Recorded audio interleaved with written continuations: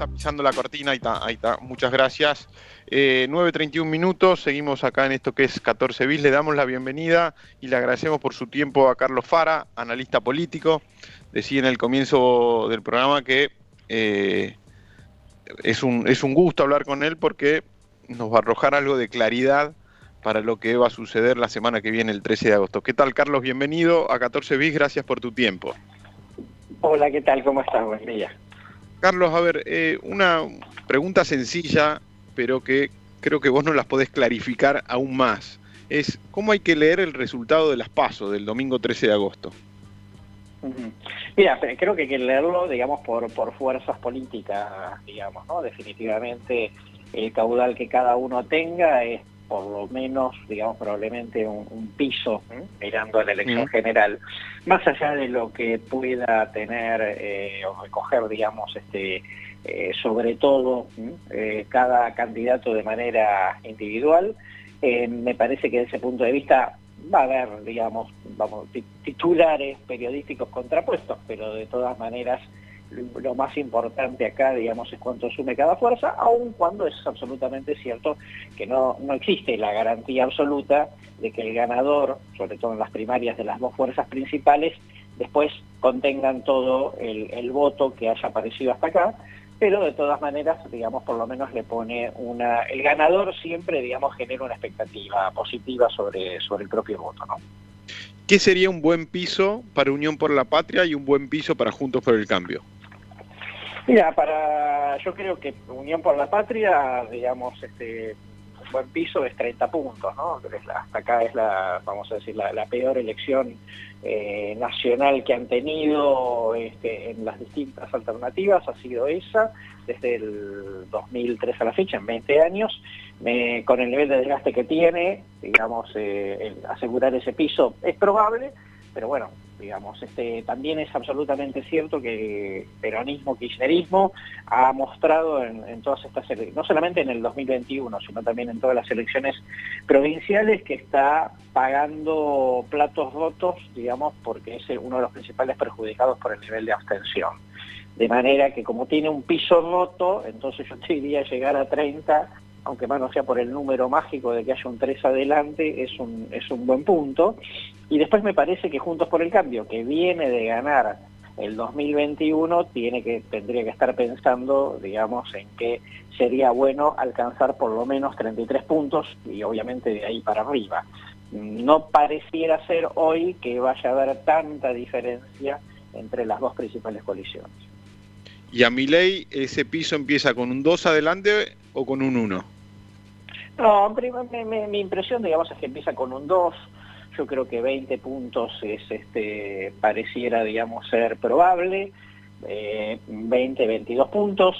Menos de eso, no digo que no lo podría sacar. Va a depender, como su votante es un votante muy despolitizado, también, digamos, nos genera el interrogante de que si va a votar menos gente, Milei puede ser uno de los perjudicados por esa baja de la participación. Pero en principio, digamos, creo que está para 20 puntos. Participación, abstención, voto en blanco, esta sensación de apatía electoral ¿puede ser determinante para definir el resultado? Sí, puede ser determinante, sí, porque primero, como te decía, el peronismo va a tener problemas para dar ese piso. Lo estamos viendo, digamos, en distintas elecciones provinciales, lo vimos en San Juan, lo vimos en Santa Fe, lugares importantes, por un lado. En segundo lugar, porque no todos los candidatos, digamos, beneficiarían o perjudicarían con la misma lógica, ¿no? Milei y Rodríguez Larreta tienen más electorado despolitizado, Bullrich, Massa, Grabois tienen un electorado más politizado, y en ese esquema, digamos, si va menos gente a votar, en principio sabemos que algunos podrían tener más problemas que otros, claramente. Es decir que la apatía o la falta de participación, el ausentismo, complicaría aún más a los o sea, el gran beneficiado de que vaya más gente a votar serían los aparatos, los grandes aparatos que esto se lo vinculan más que nada al oficialismo. Claro, lo que pasa es que lo que es un oficialismo que le está costando llevar a su propio piso a votar, ¿no? Ya lo vimos en el 2021, entonces yo te diría, más que el aparato, digamos, que le está costando movilizar, yo te diría que va a depender, digamos, de los convencidos que se mueven, que se movilizan, digamos, de manera autónoma, ¿no? Para ir a votar. Entonces, digamos, desde ese punto de vista, si fuera por aparatos, quizá obviamente tendría que ser una elección en donde el peronismo, digamos, le saque alguna ventaja de esto, pero creo que le va a costar. Y de los estudios preliminares, por ejemplo, en provincia de Buenos Aires, ¿podemos intuir de que Kicillof arrastra más que Massa o Massa arrastra más que Kicillof, o algún intendente está muy por encima de lo que es el candidato a gobernador y el candidato a presidente? Mira, probablemente los intendentes estén en mejor situación que el candidato, sobre todo que el candidato a presidente. Kicillof es un buen candidato, pero el problema, digamos, es que en esta ristra de boletas va en el 6º lugar, con lo cual, aunque más no sea por una cuestión práctica, es como más difícil que se produzca, digamos, algún corte. En ese sentido, yo te diría, hoy, si fuera exclusivamente por la elección de gobernador, Kicillof tiene una pequeña ventaja, pero bueno, primero está dentro de los márgenes de error, segundo está claro que, digamos, las dos boletas de Juntos por el Cambio van a traccionar fuerte en la provincia de Buenos Aires, entonces por ahí Kicillof no haga tan buena elección, no porque, digamos, su potencial no sea malo, sino sencillamente porque en el medio de esta discusión lo más importante es lo que arrastre el candidato presidencial y lo que pueda generar de corte los candidatos a nivel local. En los números que maneja usted en la ciudad no en la ciudad de Buenos Aires, en la interna de Juntos por el Cambio, en la interna nacional entre Patricia Bullrich y Horacio Rodríguez Larreta, me tocó ayer hablar con referentes de ambos espacios. Y por ejemplo, en el campamento de Patricia Bullrich estaban muy convencidos de que estaban bastante arriba, y en el campamento de Larreta estaban convencidos que habían recortado y que estaban cabeza a cabeza. ¿Qué está viendo usted? Bueno, creo que es una elección que está más pareja que hace un mes atrás, sin lugar a dudas, ¿no? Desde ese punto de vista, yo creo que era una elección más claramente para Patricia Bullrich hace 3 o 4 semanas. Esa elección se emparejó, hoy está más dentro, digamos, de los márgenes de error.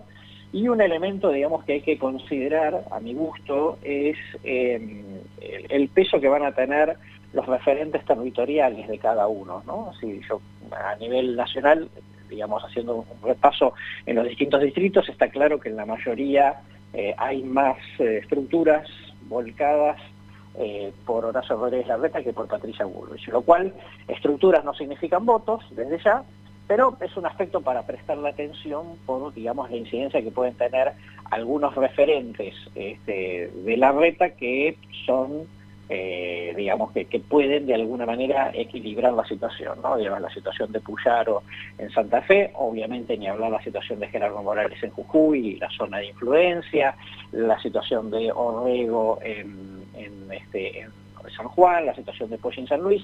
No son distritos definidores, pero si la elección es muy empatada, digamos, esos distritos pueden hacer alguna diferencia al final. ¿Influye la manifestación, el respaldo público que por ejemplo, le dieron Vidal y Manes a Larreta? Bueno, genera un clima, ¿no? Digamos, no tanto porque tengan tantos votos, pero genera un clima de que hay alguien que va sumando apoyos de poder, que en el otro lado, digamos, no están apareciendo, por lo menos en ese nivel digamos, de peso político. Son esas situaciones que cuando uno, como uno dice como consultor, si tengo que optar, bueno, sí, prefiero tener apoyos, digamos, de peso político importante como estos que están sucediendo. Y en Ciudad de Buenos Aires, entre Lustó y Jorge Macri, eso es... El apellido Macri en la Ciudad de Buenos Aires ya de por sí tiene un peso propio y un valor propio y un electorado cautivo, pero Sí. ¿Para Lustó es viable poder dar el golpe y arrebatarle la interna a Jorge Macri? Parece más difícil, ¿no? Digamos, el apellido Macri, no solamente el apellido Macri, sino que además el propio Jorge Macri, que viene, digamos, desde zona norte, con una gestión, digamos, bien valorada, ¿no? Y un, digamos, esquema político consolidado, tiene claramente ventaja. Después, digamos, todas estas cosas que se comentan respecto de que haya sectores peronistas que quieren ir a votar a Lustó para que gane esa primaria y después en la general votar a Santoro, bueno, no sé cuánto incide, ¿no? Pero de todas maneras no deja de ser, digamos, elementos a considerar. A priori tiene que ser una elección para que gane Jorge Macri, ¿no? Carlos, estaba viendo algunas estadísticas de acuerdo a lo que fueron las elecciones en las provincias que ya fueron a las urnas, y el nivel de abstención alcanza niveles inéditos, casi está entre el 30%, 31%. ¿Hay antecedentes de esto? ¿Cómo interpretar este dato? No, antecedentes claramente no lo hay. Digamos, en ese sentido yo te diría que puede ser una caja de Pandora, precisamente porque la Argentina, digamos, hay, más allá del nivel de la sanción que pueda haber por no ir a votar, claramente, digamos, ha habido una cultura de voto importante que se empezó a quebrar más en 2021, por supuesto, digamos que a lo largo del tiempo había tenido algunos altibajos, pero inclusive, digamos, en el año 2001 la participación no fue mala. Lo que llamó mucho la atención, obviamente, fue el nivel de voto en blanco y autoimpugnado, lo cual de alguna forma mostraba un cierto compromiso cívico, ¿no? De ir a votar, pero no votar a nadie. En esta situación está habiendo las provinciales más voto en blanco desde ya. Eso también puede producirse el 13 de agosto, pero lo que vamos a tener seguramente, digamos, es un nivel de abstención superlativo, con una característica, que esto es que el peronismo pudiese estar, digamos, sufriendo en carne propia no poder asegurar un determinado piso electoral, precisamente porque su público, aún con estructura de movilización, no quiere ir a votar.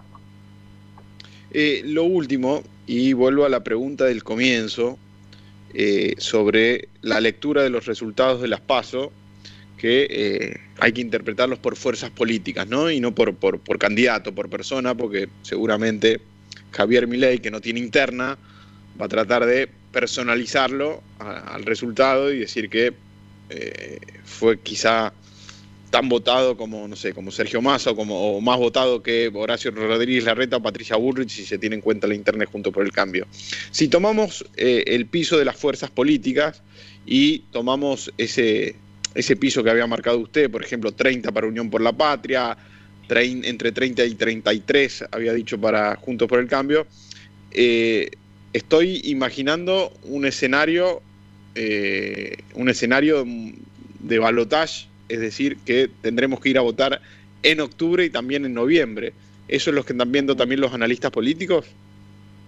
Bueno, a ver, primero, con los números que tenemos hasta ahora, está claro que es difícil pensar que no haya una segunda vuelta, lo cual, digamos, no es garantía absoluta. Pero hasta acá, digamos, la sociedad se ha encargado de decirle a los distintos candidatos que ninguno, digamos, difícilmente supere el 25%, lo cual, digamos, queda, más allá de lo que junte cada fuerza, quedan lejos de la situación. Hasta acá vemos una situación, digamos, de Juntos por el Cambio por encima de Unión por la Patria, pero no con una diferencia tan grande como para pensar que la elección se polarice automáticamente en octubre y entonces tengamos un presidente o presidente en primera vuelta. Eso por ahora no está sucediendo, ¿no? Ese escenario podría modificarse en caso de que Juntos por el Cambio, por ejemplo, se acerque en ese 30, sea un 30 más cerca con el 4 adelante que, no sé, digo un 38 en vez de un 33, y por ejemplo eso sí avive un escenario de definición en octubre. Eso podría pasar, sobre todo teniendo en cuenta dos cuestiones. Primero, en las generales va a votar más gente que en las PASO, aun cuando sea menor. Esa situación ya lo vimos en 2015, el 17, en el 19, es un público que en las PASO se queda en la casa y cuando va a votar en la general, en proporción favorece más a Juntos por el Cambio, lo cual ahí vamos a decir tiene una especie de tanque de reserva. Y el otro detalle es que si Milei es un buen tercero, pero queda lejos de la discusión, va a haber menos incentivo a un votante de Juntos por el Cambio de ir a votar algo que no sea, digamos, la propia fuerza, sencillamente porque, aunque más no sea por voto útil, al ser su principal motivación ganarle al kirchnerismo, digamos, no tendría mucho sentido votar a un candidato de Juntos por el Cambio en la PASO y después ir a votar a Milei en la general. Yo la verdad es que este escenario no lo veo muy probable. Carlos, le agradezco por su tiempo, clarísimo. No, por favor, que tengan un lindo día. Carlos Fara, analista político, pasó por 14 bis.